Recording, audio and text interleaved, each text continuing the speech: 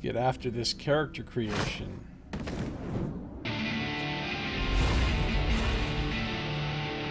That's a pretty intense bard. Wow.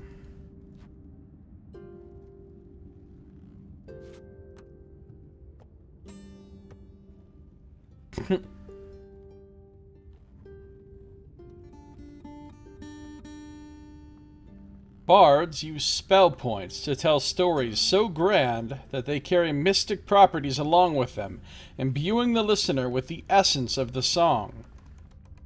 Bards provide powerful buffs and debuffs to your party, though can be a serviceable combatant in a pinch.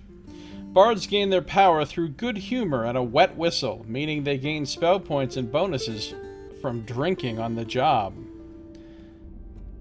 Constitution is your maximum health points. Bards start with 9. Every point of armor negates 1 point of incoming physical damage. Mental damage and true damage ignore armor. They have none.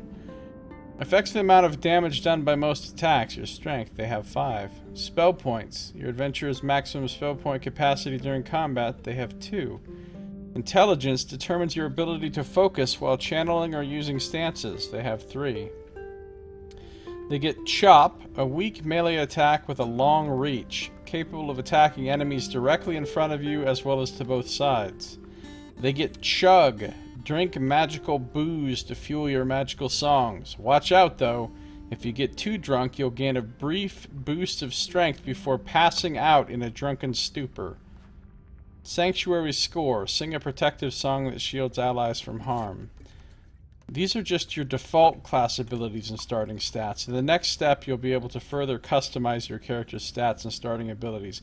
So we're going to look at each class one at a time. We're going to start by looking at Bard, and then we'll look at all the others. Now here's the cultures that are available. Your culture determines aspects of your appearance as well as your starting cultural passive. There are the Bade humans, occupying the lowlands to the south. The Bade are the most civilized of Kaith's people. They are a stocky, ruddy race of farmers and cowherds. Cowherds, Nox would be so happy. Who live in stone-walled towns ruled by hereditary lords. Until recently, the Bades worshipped the traditional gods of Kaith, simple deities of harvest and hearth and hedgerow. But the growing influence of the Fatherites has pushed the old cults underground.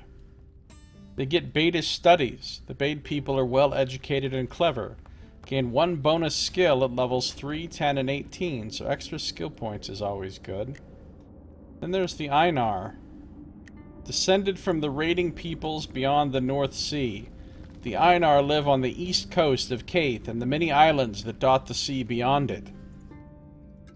They are the tallest and fairest of all the people of Kaith, and work as fishermen and shepherds and traders. Geographically separated from the Bade, they continue to worship the gods of their northern ancestors. They get Einar Temper. These tall and powerful people have a legendary ability to hold a grudge. Each time they're struck in combat, they gain +1 strength for the remainder of the fight, so that'd be good for like a tank. I like how it says they're stocky and ruddy, and this says they're tall and fair, and yet the guy looks exactly the same, except for clothes. Then there's the Ficti. Oh, now he's got some furs. The Ficti live in the forests of northwest Kaith, and survive mostly by hunting and gathering, with only limited agriculture. They are small and dark-haired nature worshippers, and are organized into matriarchal tribes and clans. Of all the races of men, the Ficti have the closest relationship with the elves, but even they regard the elves as beings to be feared and mistrusted. The Ficti are fiercely protective of their friends and family and will give their life for them if need be. Once per battle, a Ficti will absorb damage from an ally that would otherwise kill them. That's pretty cool. Again, good for a tank. Then there's an Outlander. Many people come from over the sea to Kaith, mercenaries from Ambardi, traders from Lestras, Atia, and far Barraby, Some stay and settle, others become adventurers. Outlanders may come from a variety of cultures, but they do all share a common struggle. The trials they faced in coming to Skara Brae have made them hardy and unflappable. They're immune to poison, fire, and bleeding. That sounds pretty nice.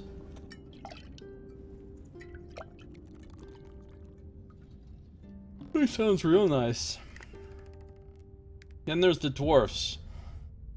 Strangely enough, not short. About the same height as a human, I think. Not that kind of dwarf, I guess. Very strange looking. Dwarves come from the realm of Canestia, where they live in vast underground holds. They are even more insular than the elves, but some find the hold life dull and claustrophobic, and so venture to the world of men, where they find that their skills in metalwork and stonework are in high demand. Dwarves are a stubborn and sturdy people who are almost supernaturally tenacious. Dwarves cannot be stunned, rooted, or forcibly moved. That's pretty great. Then there's an elf.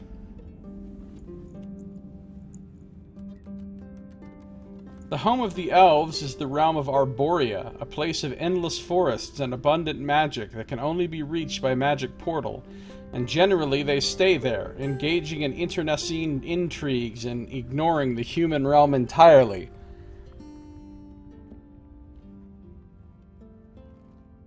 Some come to the human world for sport, but others leave their own land behind to help and protect humankind. Elves are a well-educated race with innate magical abilities. Elves have plus 30% intelligence and plus 1 maximum spell points. So they're good to be mages. And then there's the Trow, who I think are suspiciously like gnomes. Short, scrappy, and mischievous, Trow are both loved and feared by the people of Cave. The old tales say a Trow around the house is good luck, and some people leave out food for them. The Fatherites say they are dirty thieves who will sicken babies in their cribs. Really, they're just ordinary folk trying to get along as best they can, which sometimes means taking advantage of human generosity. Trow's advantage. Ever the opportunist, the Trow's party gains 1 opportunity, which is like your action points for your party for everybody to take their actions in turn. So this is really good. When they land a killing blow. This may happen only once per turn. Alright, so let's move on with Abade for now. We're gonna go back and look at the other classes anyway, so. Come on! Alright, so here we have, this is the portrait and it goes with this model appearance. This isn't my first fight, you know. Come on, fight! You've got to pay for what you've done. When all this is over, I'll be pulling your teeth out my boot heels! That guy is very scary looking. I mean, the portrait here. He looks pretty normal over here. Your wickedness will be punished!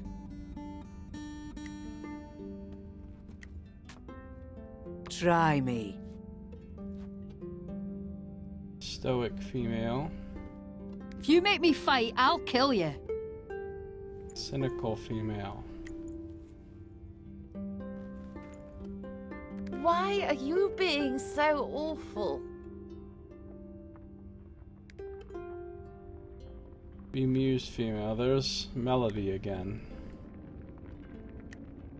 Try me. You don't scare me. Come on, you wee git! I shall cleanse. Why are you even trying? So the portraits and the model appearances go Why together do you even exist? no matter what, but you can are change making the me very, very tired. you can change the voice set. Do your worst. Do your worst. If you make me fight, I'll kill you. It hurts me just to look at you. You have no honor. Come forward and die, fiends! You're gonna get what's coming to you. Watch out, or I'll hurt you. Is that your face? Or are you walking backwards? Is that your face or are you walking backwards? When all this is over, I'm pulling your teeth out of my boot heels. Wow. You are making me very, very tired. It would be so nice if you weren't here. Why are you even trying? Come on. You make me sick. Were you born this annoying or did you study? How can you prevail when we have Your wickedness will be punished. Alright, let's just move forward to the skills now. Alright, now this will take a bit because we're going to read every fucking skill. So you have all these different trees. So as a bard, you can learn hot cross buns. Every bard's first instrument is the simple but portable musical bones. This skill is learned automatically and cannot be unlearned. Oh, I see. You automatically have all of these as a bard. Plus, you get 3 skill points to spend. So this gives you spell points, it gives you intelligence, it gives you bones, and it gives you sanctuary score. A shield with 3 constitution. Drunk 2, the allied combatant will be healed for 1 if the shield is broken. Looks like it has a 1-round cooldown and it costs 1 spell point to cast. That's what that little blue gem is. Then in your first tier, to unlock these second tier ones, see, you have to spend 8 and then go to the review board. And to unlock these ones down here, which are basically like your subclasses, kind of, you have to spend 16 and then go to the review board. So on the first tier, you can get +1 spell point. You can get Rabble Rouser Novice, grants mastery in Rhyme of Duo Time. For 2 spell points, you can reduce all ability cooldowns in your entire party by 1. That's pretty dang nice. For two round cooldown. Troubadour Novice, grants mastery in Wayland's Watch. For 3 spell points, target foes are shrunk, reducing their strength by 50% for 1 turn. That could be good. War Chanter Novice, grants mastery in Kale's Rudiment. Kale's Rudiment is a stance. Any enemy who strikes you and nearby protected allies with a melee attack takes 2 physical and is set on fire. Wow. That sounds pretty beast mode. Minstrel Novice, grants mastery in Spell Song. Spell Song costs 1 thing.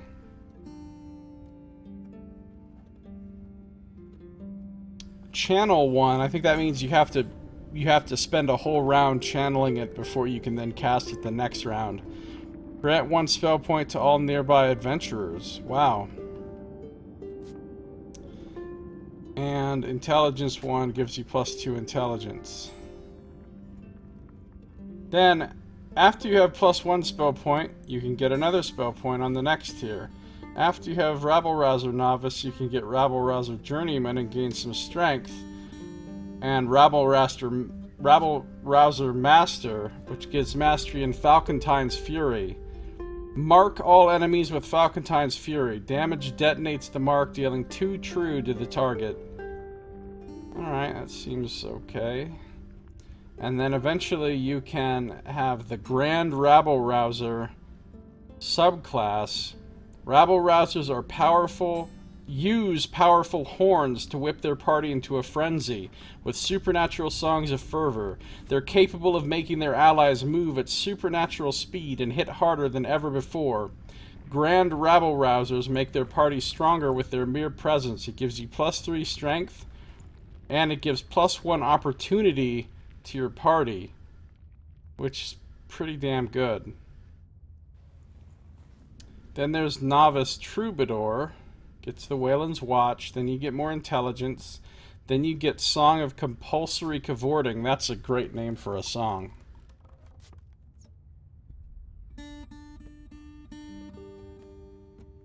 That's like Otto's Irresistible Dance. Stun yourself and a single enemy for 2 turns as they're forced to dance. If the affected target takes damage, or you end this stance, the enemy is freed from the spell. But it also stuns you? I don't know about that. Grand Troubadour. Troubadours use string instruments to play love songs which beguiles enemies, rendering them nearly harmless. Legend's tale of a few master troubadours who sang a song of compulsory converting, capable of making even the most gruesome beast break into uncontrollable dance. Grand Troubadours are so suave and debonair that even enemies can't help but fall in love with them at first sight. You get +3 intelligence, and you get a passive that at the start of combat, one enemy falls in love with the bard for up to 3 turns or until it takes damage. They will follow the bard without attacking for as long as they're in love. Okay, that's pretty cool. Then there's the War Chanter. War Chanter Journeyman gives you more con. War Chanter Master gives you the Archer's Beat. Summon a wall of helpful wind that deflects 50% of incoming ranged attacks. That's nice.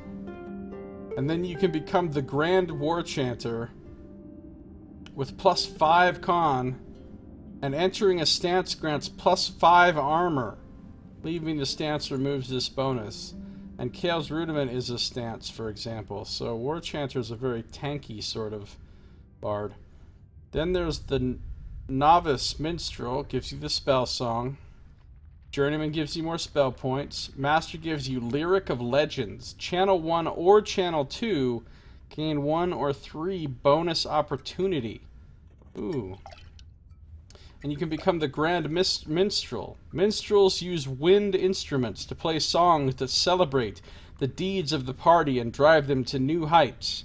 Minstrels, with their music, impart spell points and opportunity to their party, which can allow them to perform deeds truly worthy of legend. 2 more spell points.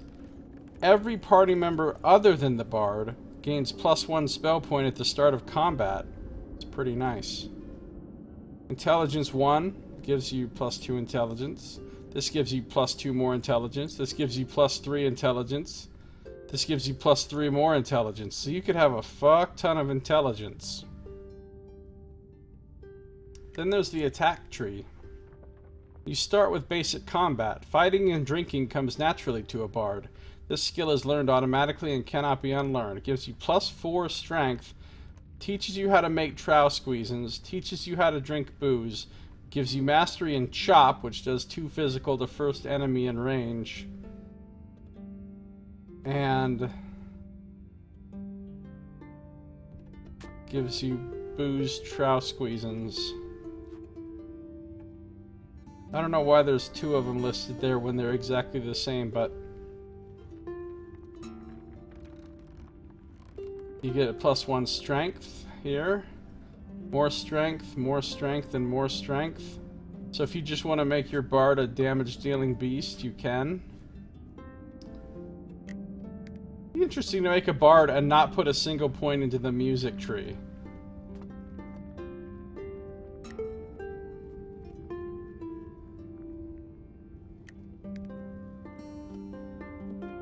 The world's worst bard. Just put all your points into, like, melee stuff, and he's just like, hi, I'm a bad fighter. Alright, then there's Swordsman Novice, gives you Storm of Blades. Battle Ready, deals 1 physical to first enemy in range, hits 2 times. And that leads to +1 strength, one-handed weapons. And that leads to Master Swordsman, gives you Passing Slash, deals 2 physical to first enemy in range, and move to nearby space. Or it leads to Axe Master, gives you Eviscerating Gash, deal 1 physical to first enemy in range, and cause the target to bleed. Or it leads to Bludgeon Master, Foe Dropper, deals 3 physical to first enemy in range and push them back.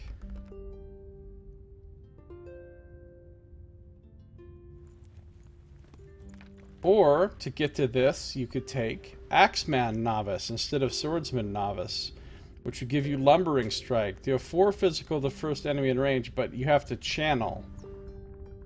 So you have to warm it up for a round before it actually works. and it can be interrupted. Or you could take Bludgeon Novice, which gives you Head Knocker, which costs 2, but it does 3 mental, the first enemy in range, which mental damage ignores armor, and it can also be used to interrupt people that are channeling. Then your other option is to go for critical hit swords. Sword abilities, Storm of Blades, Passing Slash, Thundering Smash, Sweeping Slash, All or Nothing, Last Breath, have a 20% chance to reset their cooldowns. Ooh, that's pretty good. That leads to Flurry of Blows, which gives you a 20% increased critical chance with sword abilities.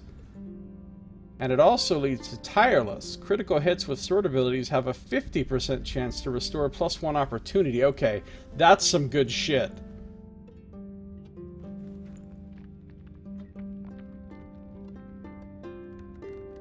That is some good shit right there.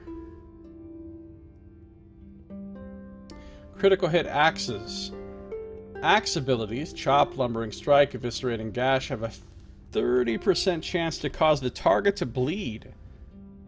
Leads to Blood Hunter, 20% increased crit with axe abilities. Eviscerate. Critical hits with axe abilities add an additional stack of bleed. Alright? And then there's Bludgeon's critical hit. Bludgeon abilities, Head Knocker, Foe Dropper, have a 10% chance to stun the target. And then you get 15% more increased crit chance, Heaving Blow, so that could be 25%. And then you get Shockwave. Critical hits with bludgeon abilities will also knock down combatants behind the target. Okay, that is pretty cool. Then there's the defense tree. Now they automatically get basic defense. All bards can wear stylish yet highly ineffective padded armor. This skill is learned automatically and cannot be unlearned. +7 con and lets you learn padded baidish garb. Is that because I made a Bade? Like if I make an elf?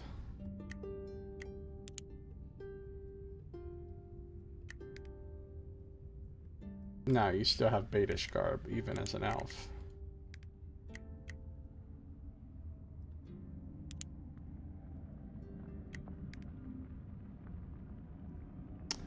Light Armor Journeyman. Light armor grants the least constitution but the most strength when compared to medium or heavy armor. Light armor is also the only armor that grants spell points at higher levels. Light armor wielders can move nimbly around the battlefield thanks to their boots. Light Armor Master. So this lets you use reinforced leather armor. And this gives you 3 con and lets you use elven armor. And this gives you Light Armor Novice. Oh, you've got to take Novice before you can take Journeyman, before you can take Master. Right. This just gives you leather armor, this gives you reinforced, this gives you elven. And then if you take this, you can also branch into medium armor, which grants the highest constitution bonuses of all the armor types. Their boots are mainly focused on defending yourself or allies as you move. Gives you chainmail. Then you can take Journeyman to get 2 more con and Berserker's Battle Garb. Then you can take Medium Armor Master to get some intelligence and Officer's Mail. And then separate to all of that is Constitution. +2, +3, +4, +5. Just tons of Constitution. Then you can take Tumbler, which teaches you how to use Jester's Shoes, or Jester, which teaches you how to use Jester's Cap. And then there's Brewing. Alright, so there's Science, which lets you learn Draft of Power, gains strength for 2 turns, Elixir of Focus, ally gains Spell Point and increased intelligence for 2 turns, and Tonic of Armor, ally gains 4 armor for 2 turns. You can learn how to make all of those, and then it leads to Alchemic Enthusiast. Potions are twice as effective. This passive does not stack if other party members have it. That's pretty great if you think about it. Then you're drinking a thing and getting 14 strength, or you're getting 8 armor, or 2 spell points and 50% intelligence. Master Chemist. Master Chemists have trained extensively to transmute even the most humble herb or iniquitous secretion. I like iniquitous secretion, hashtag scandalous, into a potent elixir. They can heal mortal wounds in mere moments, make your skin as hard as stone, give you the strength of 10 men, or impart complete mental clarity. Any party would be lucky to have a chemist in its ranks. They learn greater healing potion, 25 constitution restored, greater draft of power, 12 strength for 2 turns, greater elixir of focus, 2 spell points and 33% intelligence, and greater tonic of armor, which is 10 armor for 2 turns. They can make all those things, and then they still, remember, they get double effect from these. So, man, a chemist's potions would be super strong. Over here, you can also get wine pairing, where food heals your party twice as much. That's actually pretty nice. You could also get the Master Pyrosmith. Master Pyrosmiths are usually chemists that lost their way and decided to use their powers for evil. They concoct potent weapons of war that rival even magical practitioners. They create bombs that can scorch or dismember entire groups of enemies with a single blast. You can make Dragon's Bile bombs or Fairy Power bombs. Dragon's Bile bombs throw a vial of acid at the target location, creating 3 bile puddles that last for 2 turns. Targets caught in the acid puddle are lit on fire. Or you've got a Fairy Powder bomb, which detonates when the fuse counter reaches 0, deals 4 physical damage and half damage to adjacent spaces. I'm not into bombs. Master Craftsmen build tools of war for their party.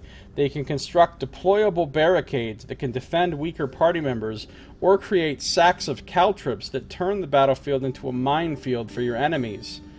So you get caltrips, which you throw at all target spaces. Direct hits deal 1 physical. Empty spaces gain caltrips, doing 6 true and rooting enemies that move on to them. And they last 2 turns. Well, those are nice. Or you can deploy a barricade. Summon a barricade with 4 constitution.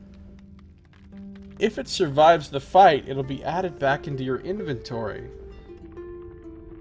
The barricade thing sounds pretty cool.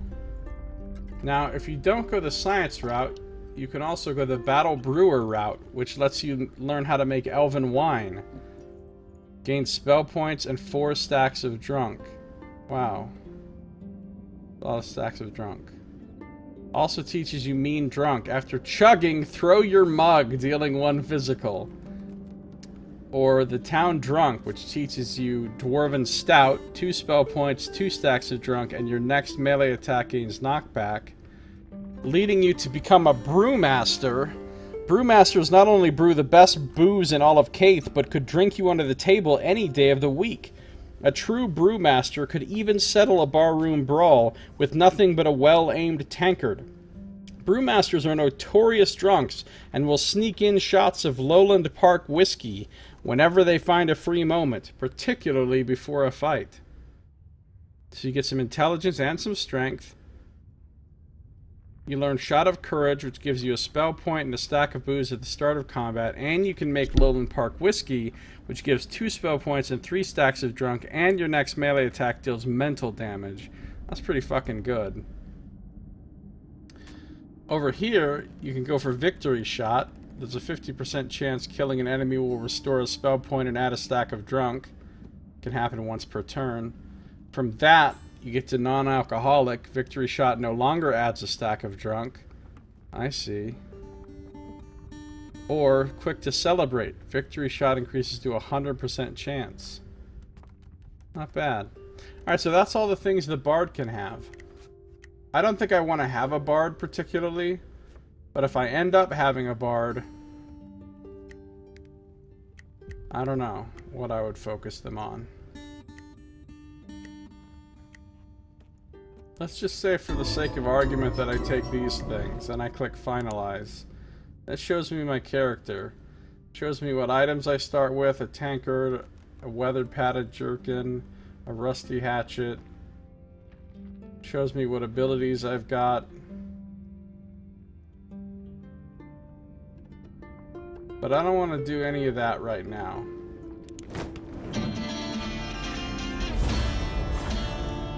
One thing I wanted to check out was, let's say I make an Einar, and I go to customize. These are exactly the same for an Einar. Okay. Let's say I make a Dwarf, though. Oh, the Dwarf does have different ones.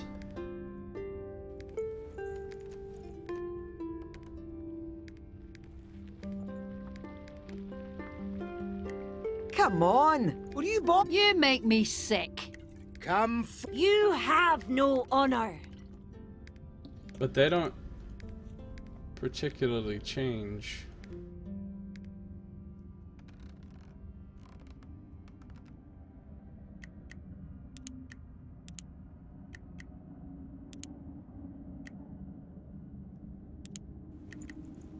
Do you make an elf?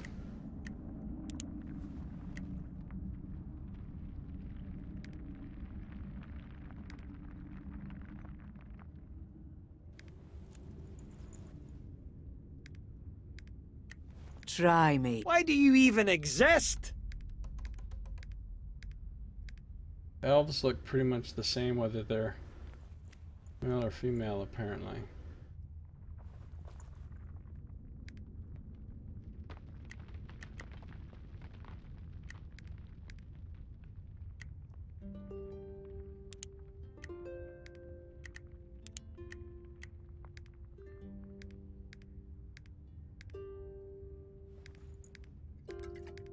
Okay.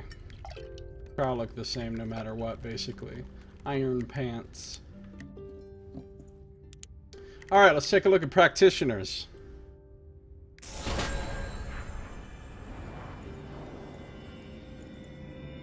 Hold on.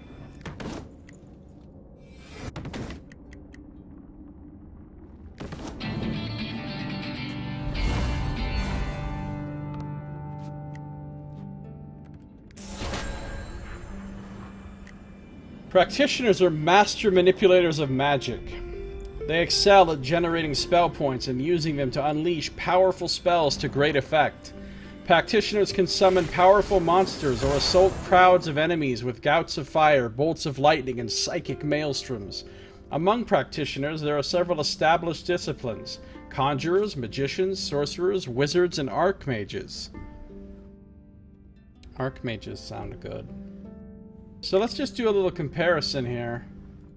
You had 9 and 5 and 2 and 3. 7, you have less con, but more strength, same spell points, and more intelligence. You also start with Arcane Barrage and Charge Bolt. We'll read about those when we look at the whole.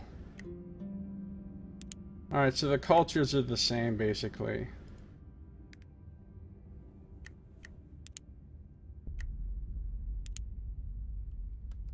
Elf would make the most sense if you're a... Oh, but you do have different outfits if you're a practitioner.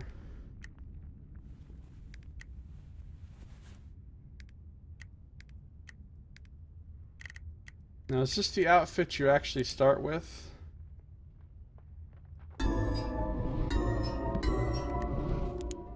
No, you actually start with this outfit, which is probably the same no matter...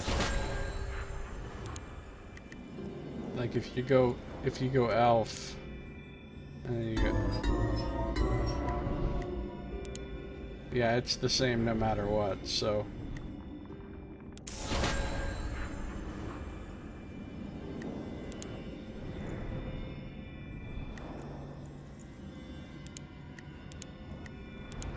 Alright, let's look at the skills for the practitioner.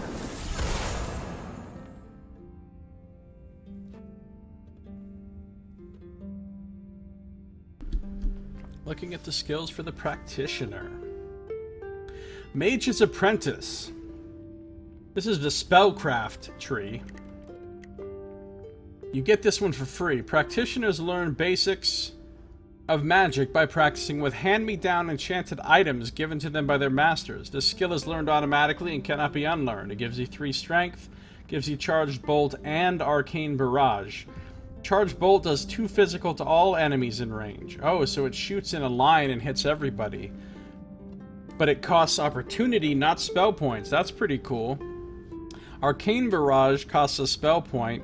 Arcane, and it's rapid fire, which I assume simply means that it doesn't have a cooldown because there's no icon there showing a cooldown. Deals 2 mental to target enemies, so you could cast it multiple times if you had the spell points. That will lead you to... Apparently you can just get this.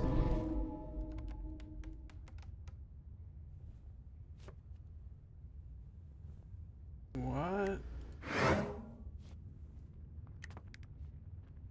So you can just get Soul Leech without anything else. Attacks with spells have a 20% critical chance to restore a spell point to the caster. That's pretty great. And then it gets 10% higher with greater. From Mage's Apprentice, you get Conjurer Novice, which you have to take before you can take anything else. Gives you Dragon Breath. Deals 1 physical damage to the enemies caught in the blaze. And lights them on fire. Enemies directly ahead of the caster are hit 3 times. Oh, wow. Okay, so the 3 in the back there get hit, but the one right in front of you gets jacked. That leads you to Journeyman Conjurer, which gives you 2 strength. Which leads you to... Novice Sorcerer. So Sorcerer, Conjurer, Wizard, Magician. Leads you to Novice Sorcerer, which gives you Mangar's Mind Jab. Costs 2 spell points, has 1 cooldown, it's arcane, and it does 6 mental damage to a single target enemy, and it looks like you can target an enemy anywhere you want. Which is pretty great. So that's a great spell. That leads to +2 intelligence. Then that leads to Psychic Backlash. When you take mental damage while channeling, you deal 1 mental back to the attacker. Master Sorcery gives you Alskon's Halt Foe, which costs a fuck ton of spell points, but it terrifies all enemies for 1 turn. And that leads to Grand Sorcerer. Sorcerers deal in illusions and tricks of the mind. They excel at invading the minds of the enemy and implanting thoughts that foil well-laid plans. They're able to infiltrate your thoughts and break your concentration with mind jabs and summon terrifying illusions. Grand Sorcerers are so tapped into the thoughts of their opponents they can sympathetically gain spell points when their opponents do. Gives you 3 more intelligence, and you get Grand Sorcerer. Gain a spell point whenever an enemy gains a spell point. Wow, so they're really good at fighting other magic users. Or, instead of going to Sorcerer Novice, you could go to Conjurer Master. Gives you War Strike, which costs 3. Has a cooldown of 1. Have to channel it. You have to channel it for a round, but it deals 6 physical damage to the nearest enemy within range. The electricity arcs to 1 additional nearby enemy. And that will take you to Grand Conjurer. The Grand Conjurer coalesce the elemental forces around them and focus them into a weapon of destruction. They excel at dealing massive damage against groups of enemies with sweeping dragon's breaths, rapid-fire arcane bolts, and arcing war strikes. Grand Conjurers are capable of leaving unstable Conjurer's marks on their targets that explode from the slightest disturbance, amplifying their area damage. So with Grand Conjurer, enemies hit by your spells gain a Conjurer's mark until the end of your turn. The next attack they're struck by detonates this mark for 1 physical. Alright, so Conjurer is pretty much just a straight damage dealing mage. But instead of Conjurer, you could go here to Magician. Oh, from Conjurer Master, you can branch off into Wizard. And then there's also Archmages down here that, well, we'll get to that. So from Conjurer and Master, you can branch off into Wizard. We can get Gate. Costs 4, but it summons a shadowy wraith into your party. That sounds pretty cool. You can get 3 extra Con. You can get Prime Summoning. Costs 6 spell points. Summons 2 skeleton warriors into open nearby locations within your party. The spaces are chosen randomly. And that'll lead you to Grand Summoner. Wizards bargain with the damned realm of Malethia for assistance of demons. They're able to summon shadowy wraiths, summon spirits to occupy the bodies of the dead, and the greatest wizards among us, known as Grand Summoners, can call upon the power of the mighty and mysterious herb. What? Apparently you get a shitload of con for that, and your summoned beings have +4 armor, and you get to use necromantic tomes. Okay. Optionally, if you don't want to go the wizard route, you can go the magician route, which gives you a feathered charm. Lets you use feathered charm, which move any target into an unoccupied space. Ooh, that's pretty cool. I like the idea of moving people around on the battlefield. And that will lead you as well to Magician Journeyman, gives you more spell points. Magician Mastery gives you Dancing Lights. Create a light in a random enemy space. Enemies standing in that space are stunned at the end of the turn. It's pretty nice. And that leads to the Grand Magician. Magicians study the art of enchantment. They impart magical properties onto inanimate objects. This can be used capriciously or helpfully. They can remove the gravity from your pants and make you float away, charge the air in front of you with blinding light, or imbue your weapon with magical properties. It's best to be on a magician's good side. They get more spell points. Interesting that they get so many spell points on this tree, and their spells don't actually cost that many spell points. You get Vorpal Plating, which only costs 2. It can be used rapid fire, enchants an ally's weapons to deal additional damage and have additional effects this turn. I like Magician. I like Magician and I like Sorcerer. Conjurer seems kind of and Wizard is kind of And then finally the last thing you can take here is Archmage, which doesn't seem to have any requirements, strangely enough. All practitioners strive their entire lives to reach the ranks of the Archmages. Only the most studied and dedicated of practitioners are able to reach this hallowed status of magical practice. By mastering at least 3... Oh, maybe you do have to unlock it. At least 3 of the 4 magical schools, they can unlock the secrets of the universe and wield the most powerful spells in existence. 1, 2, 3... 4. So you've got to unlock 3 of them. Apparently. I mean, there's no lines leading to it, but it's probably locked until you unlock 3 of them. You get 4 strength, and you get Archmage, which deals +1 damage for each spell point you possess when attacking with spells. And you get 3 more spells. Spectre Touch. That costs 4, deals 12 true damage to a single target, like a touch from death itself. Mangar's Mallet, which costs 6 spell points, is arcane, and it calls down a psychic explosion to deal 15 mental damage to all enemies caught in the blast. Damage is based on your intelligence. And then there's Summon Herb, which costs 4, and it summons Herb to join your party. Herb is really busy, but he'll hang out with your party for a while if you need him. He's probably pretty powerful. Alright. Well, let's say you want to go into defense as a practitioner. Well, you start with basic defense. Beginning practitioners study magic in light, loose-fitting clothing. Beginning practitioners are also usually broke, so they take to wearing discarded monk's robes. This skill is learned automatically and cannot be unlearned. Gives you 6 con and teaches you how to use monk robes.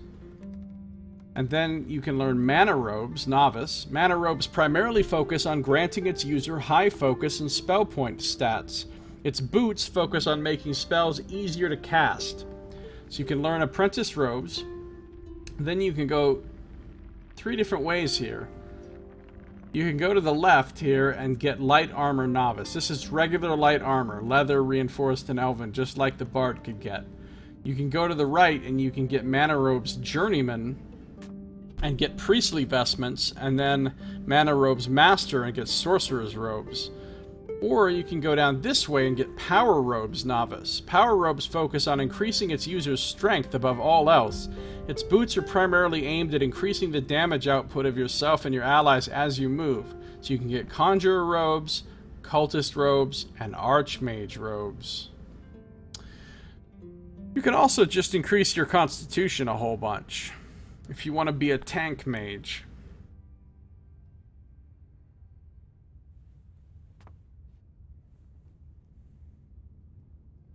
So you could be an elven armor wearing, super con having tank mage if you really wanted to. Then there's the meditation tree. This gives you arcane attunement automatically. To be a practitioner, you must have at least some natural gifts to harness magic. This spell is learned automatically and cannot be unlearned. It gives you 2 spell points and 4 intelligence, and the passive Inner Power, which gives you 1 spell point at the end of each turn. That's pretty nice. So if you just want to cast a single one spell point spell every single turn without doing any meditating or anything, you can. Then there's the meditate skill, which you can buy, which you have to buy to get any of this other stuff. And that gives you a spell point maximum, and it's a thing that you can do, spending a point of opportunity, channeling for a turn to gain a spell point. So if you need to build up your spell points to cast something big, you can use meditate. Meditate leads you to a couple of different things. Over this way you can go to battle mage, which gives you +1 spell point at the start of combat. That's pretty nice. And that leads you to quick thinking, meditate, does that say -1 channel duration? It does, +1 cooldown. So you could meditate without channeling at all, but then it'd have a cooldown, so you couldn't do it every round. And that leads you to power overflowing, which gains a plus spell point another spell point at the end of each turn. Wow, so this is where you get all your spell points, is from the meditation tree. You can also get mindful here, which gives another +1 spell point when meditating. Holy shit, okay. So if you got all of these skills, you'd be sitting on a lot of spell points. If you go over this way from meditate, you can get harmonic shielding, which gives you +3 armor when you're meditating. That leads to readied mind, which gives you +1 more spell point at the start of combat. And that leads to inner peace, which gives you twice as many spell points for meditate, but +1 channel duration.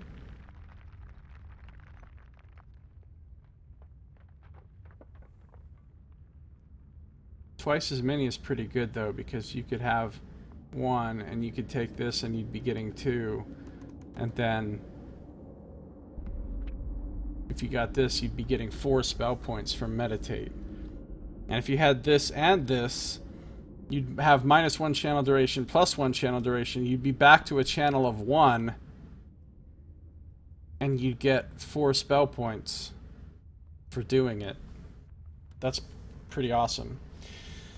There's some other things you can pick up here on meditation, one of which is spell points +1, spell points +1, spell points +1. Just raises your max a whole bunch. Over here is intelligence, just raises your intelligence a whole bunch. Very straightforward.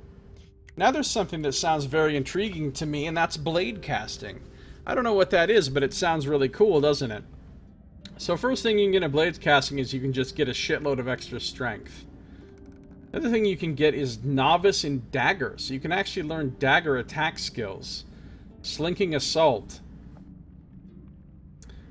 More strength. Blood for blood attack. Deal 3 physical to first enemy in range and move to any back row space. And it has a crit. Percentage chance to deal extra bonus damage. That's cool if you want to be a more stabby kind of mage.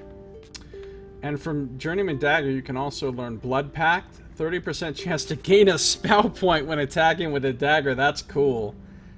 You can gain Spell Blade. Gain extra damage for each spell point you possess when attacking with a dagger. Blade Caster, you can equip one-handed weapons in your offhand. Wow. Okay.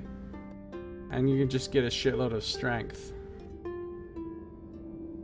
The interesting thing about this blade casting tree is even if you didn't want to do anything with daggers, you could still put a bunch of stuff here and that strength would affect all your spells. And then there's crafting. Science is exactly the same as science from before. Master Pyrosmith is the same as before. Master Craftsman is the same as before. Alchemic Enthusiast and Master Chemist are the same as before. So, seems like anybody can probably get these things, probably. Or at least Bard and Practitioner so far can get them. Alright, so Practitioner's got some cool stuff, actually. I kind of like the idea of making like a weirdly like melee Practitioner.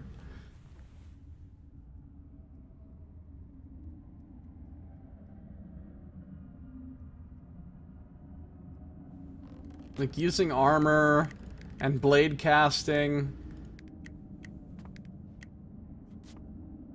And like hardly casting any spells at all. Like what would complement that? Like what other spells would be good to use if you were gonna be like a blade caster guy?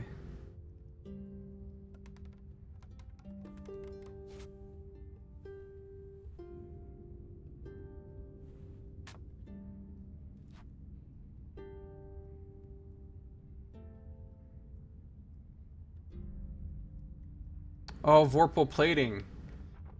It says enchant an ally's weapons, but you can probably use it on yourself as well. I'm guessing. It'd be kind of cool to make a magician, light armor wearing magician blade caster guy. And not even bother with the rest of these spells and stuff.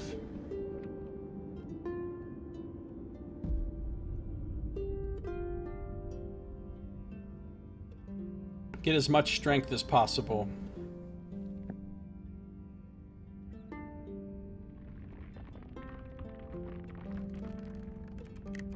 At first level, what would you take? You'd take like... You'd take like Novice Dagger and some strength.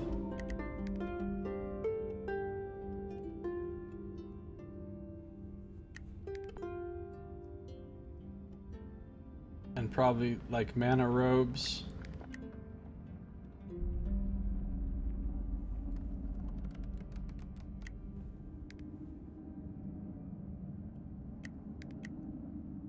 Or meditate.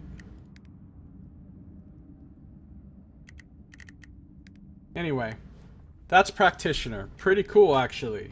Pretty cool. Then there's the Fighter class.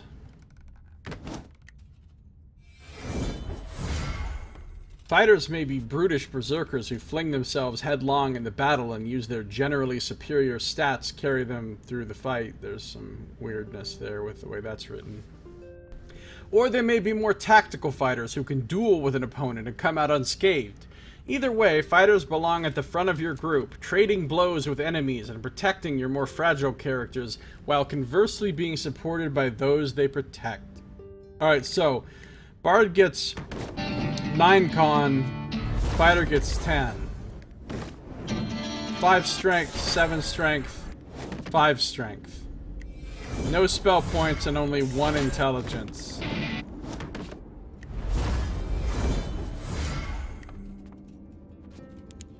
Let's look at Fighter outfits. So the Bade gets some pretty simple looking plate there. Look, he's got all that fur. What's up, Boss Pie? How you doing? Welcome. Thanks for the bits. Outlander.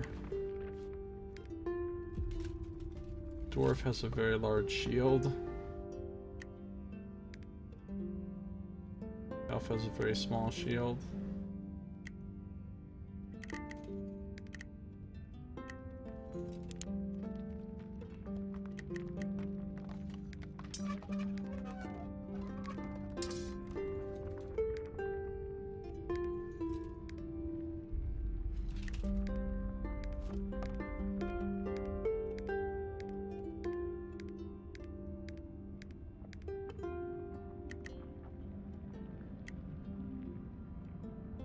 So the portraits you can get are not exactly the same.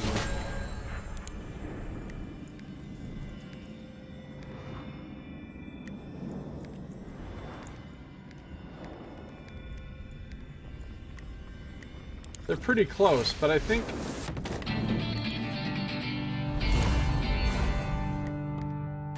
they have different swirly bits and like color effect. And if you make a bard, you can pick the melody one. You can't pick that one for the other classes.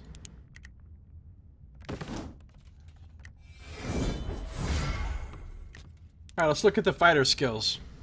How you doing, Boss Pie? So first we have the attack tree. You start off with basic combat, you get this for free. All fighters worth their salt know how to wield an axe in combat. It gives you 4 strength and chop, which deals 2 physical to the first enemy in range. And then there's a lot of things you can take here. You can take strength, there's a line that just straight up gives you more strength. You can take Great Swords Novice 2. Gives you sweeping slash, does 3 physical to all target enemies in front of you. That leads to Journeyman Greatswords, which gives you some more strength. Master Greatswords, which gives you last breath. It executes your target if they're at or under 7 con.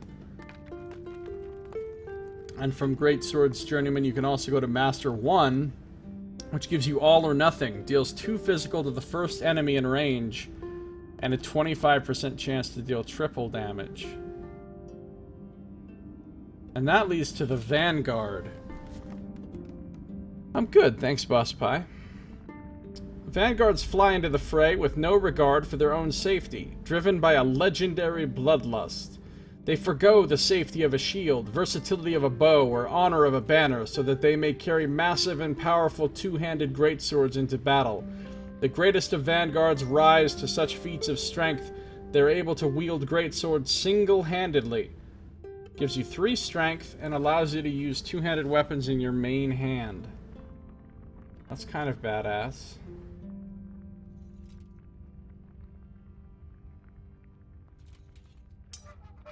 So if you want to be pretty much a damage-dealing warrior, that's your route right there. You can also get Swordsman Novice, which gets you Storm of Blade, which is just like the one that the Bard can get. And that leads you to One-Handed Weapons Journeyman, more strength. You can also get Lumbering Strike and Head Knocker, which are just like the ones the Bard can get.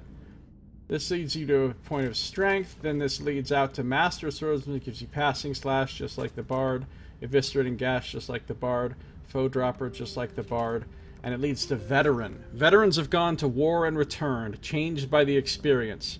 They've mastered 1 or more one-handed weapons and are able to channel inner power into every strike, allowing them to cut through even the thickest of armor as though it were paper.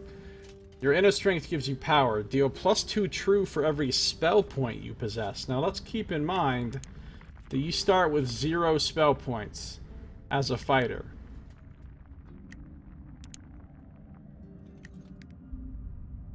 Now what I want to know is these skills that say, you know, Great Swords, Journeyman, One-Handed Weapons, Journeyman. If you take these skills, do you get that plus strength all the time, regardless of what weapon you're using? Because I think you do, but I don't know for sure.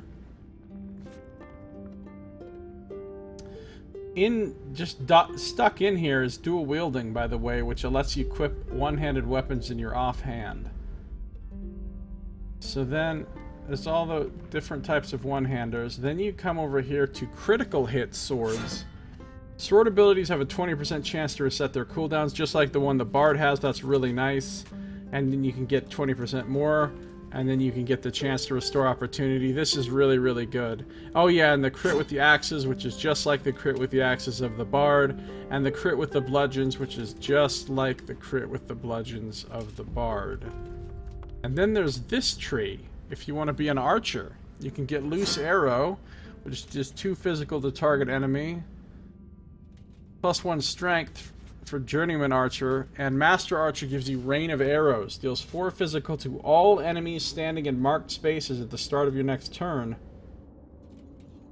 Marks target space and spaces to left and right. So you set up a...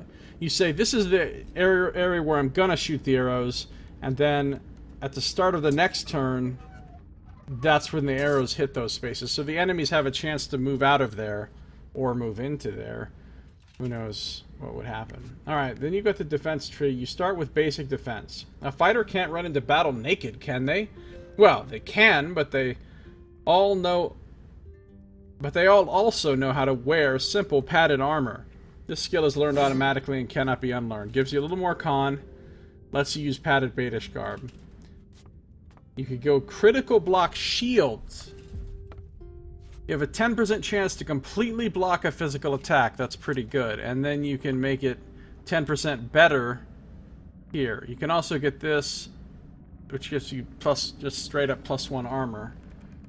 And this finally leads to Shield Bash in the 3rd tier. Critically blocking a physical melee attack with a shield stuns the attacker. That's really good.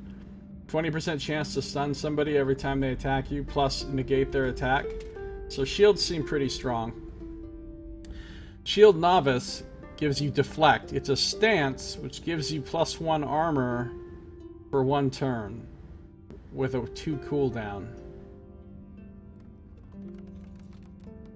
You can just get more armor for being a shield guy, and then Shield Master gives you Shield Wall, which deploys a shield with 1 con for 1 turn. So I think it makes a little blocking shield in front of you that they have to actually hit or something before they can hit you. Light Armor, Journeyman and Master, just like the Bard. Light Armor Novice, just like the Bard. Medium Armor, Novice, Journeyman, and Master, just like the Bard. Heavy Armor. Heavy Armor is unique in that it's the only armor type that increases your armor stat. While it grants less total constitution than medium armor, its armor stat makes it the best at absorbing physical attacks. Gives you Baitish plate armor, then you could get Journeyman, which gets you full plate armor, and then you can get the Guardian subclass. Guardian is a title reserved for only the most stalwart defender. Guardians consider the well-being of their party as their personal responsibility. They use their heavy armor to shrug off blows that would be lethal to their comrades. Guardians will even step in the way of enemy attacks, absorbing damage from their nearby allies. Gives you 6 con and 1 armor. And you take 50% of physical damage directed at adjacent allies, and you get to use Ancestral Plate armor.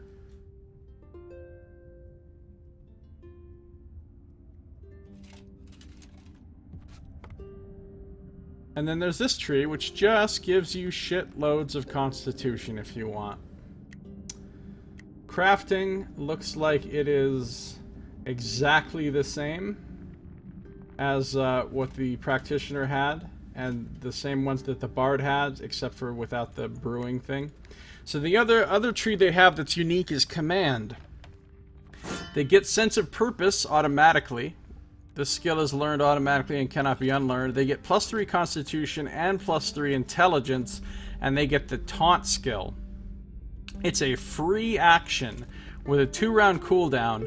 It causes fixated on the target enemy and pulls them towards you. That's pretty good. On their first tier, they can take Intelligence, Intelligence, Intelligence.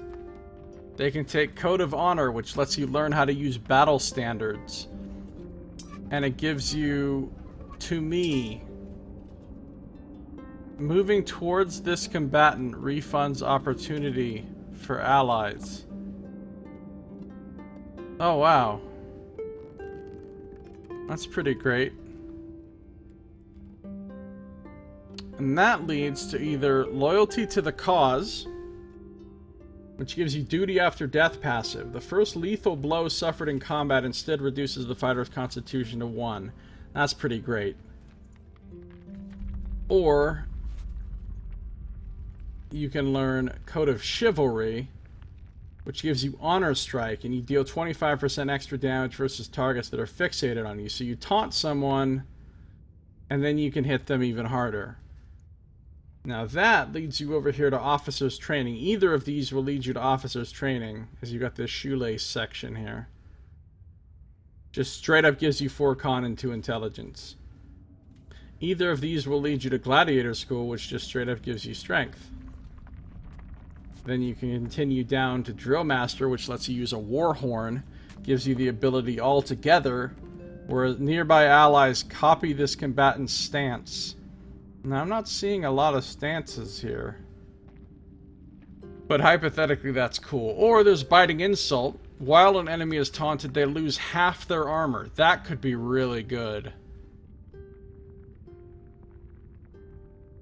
These are all just intelligence. I don't know why there's so much intelligence, though, because I thought you only used that for channeling. And none of these are channeling things. There's also this one over here that you can just pick up on as a side thing. While focusing, gain 2 armor. See, again, that's a channeling thing. There must be something... I don't know. Maybe it's something that's inherent to, like, using a battle standard or using a warhorn or something. You can be a commander. Commanders can whip any ragtag band of adventurers into a well-trained war machine. Through the use of banners, warhorns, and their own innate tactical prowess, commanders are able to provide powerful group buffs. +4 Constitution. And they give 1 opportunity to their party, which is actually pretty great. Champion. Champions fight for glory and excel at the art of the duel. They're able to taunt their opponents into lowering their defenses. True champions are so adept at dueling that they're able to study an enemy's movements and predict openings in their defenses while they attack, slipping in counterattacks even as they're being struck. So here you get some constitution and some strength, and you get dueling stance. While you're in dueling stance, you do 2 physical to enemies that hit you with melee attacks. Alright, so you put that on, you taunt the enemy, you're doing extra damage to them because their armor is halved. They hit you, you're doing extra damage from Honor Strike. They hit you, and they also take damage. So that's all pretty cool. That all works together pretty cool. I thought there was an ability in one of these trees.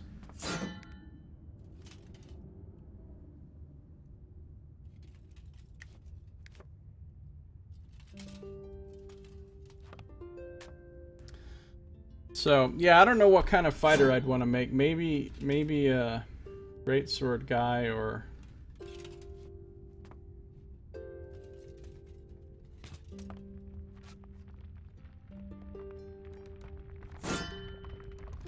Sweeping Slash, Sundering Smash,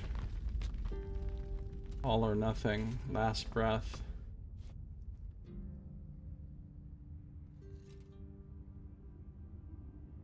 With the critical hit sword stuff. Sounds pretty cool.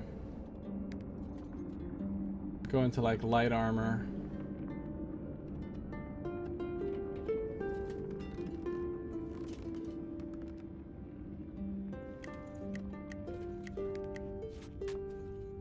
Just get a bunch of strength.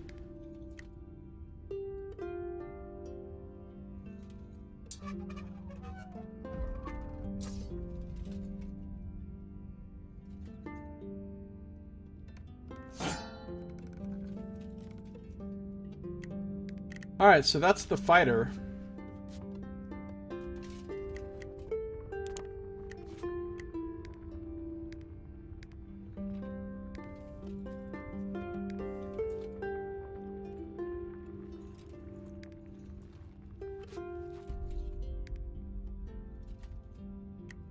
Backing it up, we will go to the final class, which is the Rogue. Rogues excel at deception, misdirection, and finding the perfect opportunity to circumvent enemy defenses and land devastating killing blows on key targets. Rogues are also a clever bunch, lending a helping hand when disarming traps or negotiating with merchants. Rogues have the unique ability to conceal your party, making it easier to avoid or ambush enemies.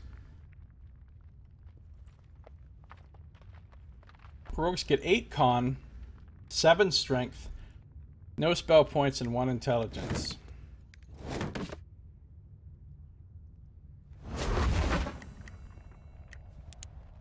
Rogues.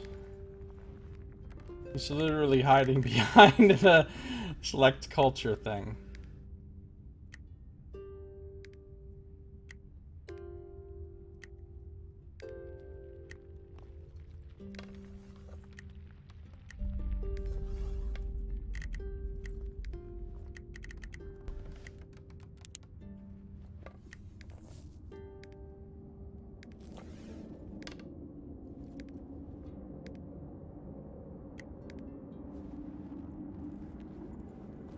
Fucking loot guy.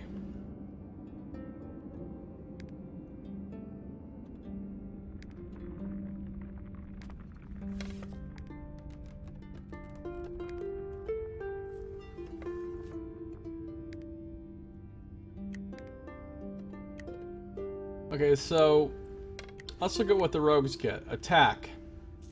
Basic combat. You don't become a rogue without knowing how to conceal a shiv and deliver a good shanking. The skill is learned automatically and cannot be unlearned. They get 5 strength. They get the shiv skill. 3 physical damage to the first enemy in range. They can just get a whole bunch of strength. They can get novice sniper, so they can start right out into some bow shit if they want.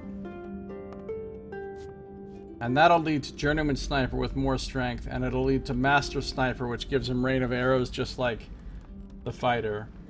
They can get murderer, where they can equip one-handed weapons in their offhand. From here, they can get killer. Gives mastery and razor strop. Razor strop is a channel 1 ability, but for 3 turns each attack deals 2 bonus physical damage. Leads to hitman. They can make death cap poison. Apply death cap poison to your weapons that last for 4 or 2 turns. Any enemy struck with a poisoned weapon is poisoned for 2 turns. This channel is interrupted. This adventurer is poisoned instead, so you can poison yourself if you get hit while you're poisoning. And that leads to the assassin subclass. Assassins revel the thrill of the hunt. They seek out the most challenging prey and take it down with vicious efficiency. By employing all manner of bows, blades, and poisons, they're able to land brutal killing blows on even the hardest to reach enemies. True assassins are invigorated by a challenge and excel at taking out well-protected, high-priority targets. Plus 8% damage for each enemy on the battlefield. That could be really good. Killer. Then from here, from killer, they can also get reckless, which gives them an all-out assault. Your next attack deals 100% bonus damage. But after this attack, you're rooted and take 100% bonus damage from enemy attacks for 1 turn. So that's sort of dangerous. And that leads to Dirty Fighter. When fighting for your life, you must fight to win. There's no room for chivalry or ethics when in a fight to the death. Dirty Fighters understand this and will use any opportunity to land a blow in combat. The dirtiest of fighters will use every opportunity to sneak in a stab or 2, even while they're being stabbed themselves. Gives you 3 more strength, and whenever you take melee damage, you strike back for 2 damage.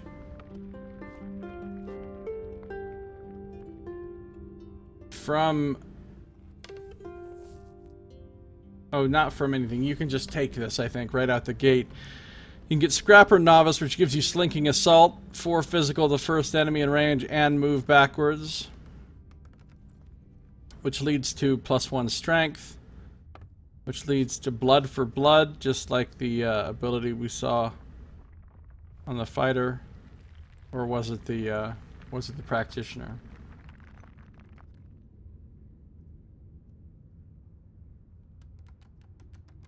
That leads to Dirty Fighter.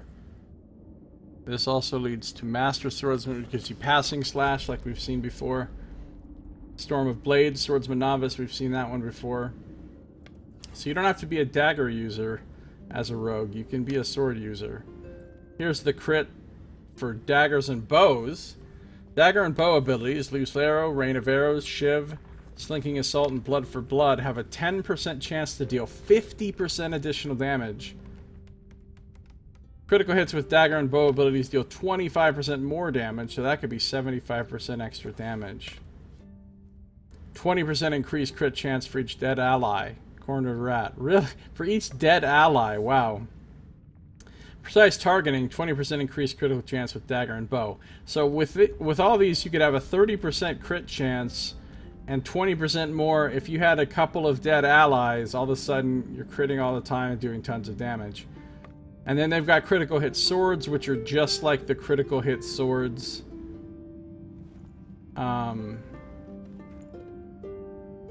that the bard and the fighter have.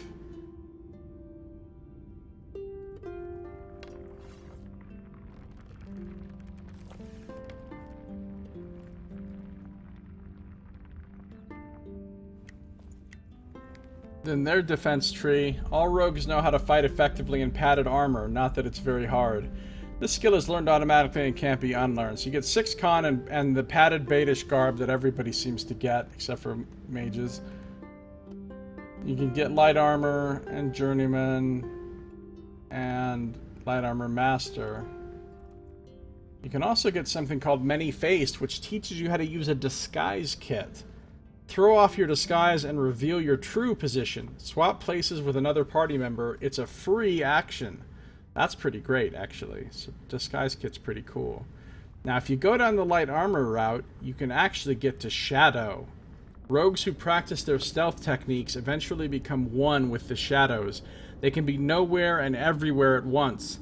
They have 1,000 faces and are yet unrecognizable. It gives you 3 extra strength. And it teaches you how to make and use a shadow powder bomb, which turns a target ally invisible. Pretty cool. Or from light armor novice, you can go into medium armor. You can actually learn how to use medium armor just as well as a fighter, if you so desire. So you could be a more tanky rogue. And you could just have a shitload of constitution. If you wanted to be a bizarrely tanky rogue, you could.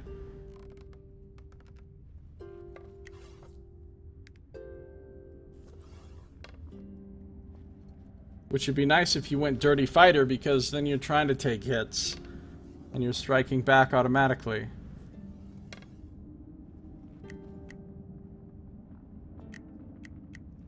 But then there's subterfuge. Sneak. What separates a rogue from a common street thug is subtlety. This skill is learned automatically and cannot be unlearned. It gives you intelligence, and it gives you hide in shadows. You become invisible for up to 2 turns or until you attack. You gain 20% strength when attacking from stealth. And out of combat, you can reduce enemy vision range by 75% for a short time. So that's pretty great. That's really great. In the subterfuge, there's all kinds of good stuff we can take here. We can take cavity search. You're the only one willing to check.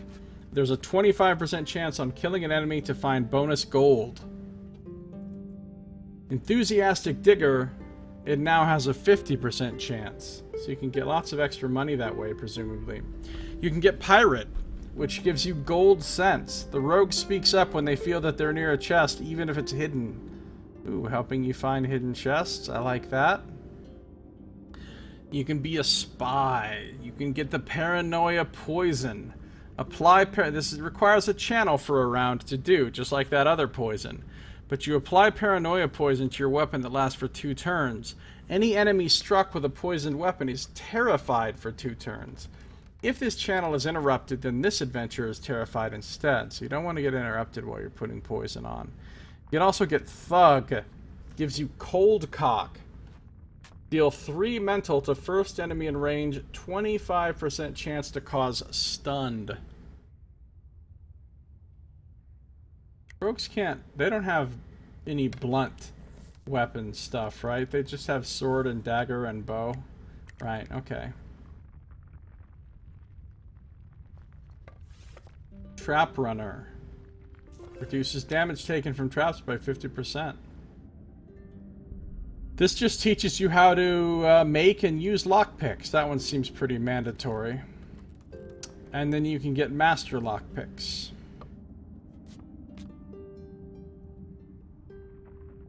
Oh, Thug leads to this. Thug leads to Infiltrator. Infiltrators use their skills in espionage to disrupt the plans of their enemies. Through the use of toxins and non-lethal weapons, they can cause more damage to an enemy party's plan than even the most well-aimed arrow. Master Infiltrators can even help their entire party stealthily enter combat. Gives you a little con and some strength, not much strength. But the entire party starts stealthed. That's pretty cool, I think. Now, Burglar and Safecracker can take you to Master Thief. Rogues aren't motivated by glory, honor, or pride. All rogues are driven by a lust for gold and the worldly comforts it can buy. A Master Thief can crack any safe, pick any lock, and fleece even the most attentive shopkeep. Gives you a little con, a very little strength, but you get a chance to steal all purchased items after confirming a trade. That's amazing. What? Great swords? You can use great swords as a rogue? Well, not much. You can just get Sundering Smash, apparently. There's no other further.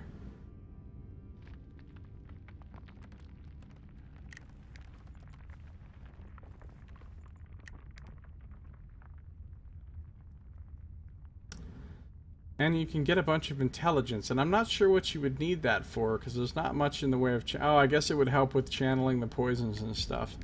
And the crafting is exactly the same as the Fighter and the Practitioner. So that's it. We've looked at all the classes. We've looked at every single skill for all the classes. There you have it. That's all. Everything about character creation of this entire game has all been thoroughly examined now.